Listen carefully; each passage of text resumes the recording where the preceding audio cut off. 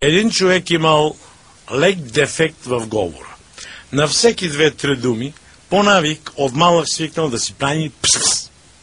Това нещо му пречило, защото като срещне някой приятел и му каже: "Здрасти, пс, ко прави, пс, къде е страна, пс?" Хората му се смеят.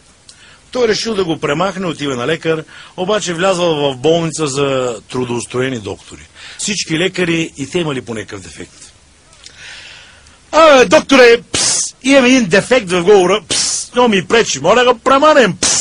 Като станем на събрание в работа, пс, и като казвам: "Господа, пс", и те бегат.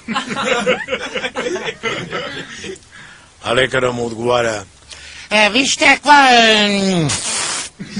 да ви кажа право, аз няма да мога да ви помогна. Тъй като съм отскоро в тази болница, но вие не се отчаивайте, ще отидем при моят колега, може би той ще ви помогне."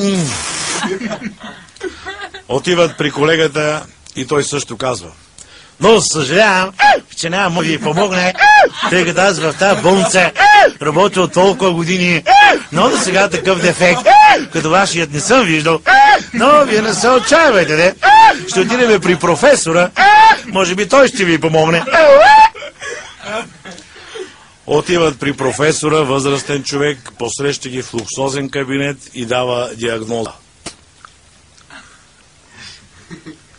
Настоящия момент да кажа право, аз ще мога да ви помогна.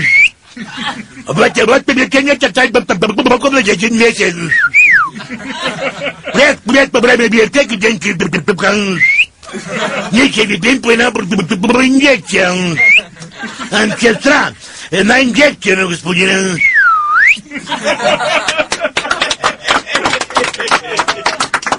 Идва сестрата.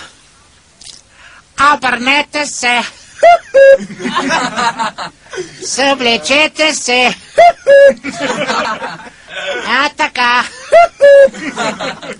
След един месец пациента идва при първия лекар на контролен преглед и лекаря го пита: "Как се чувствате? Оправихте ли се? По-добре ли сте сега?"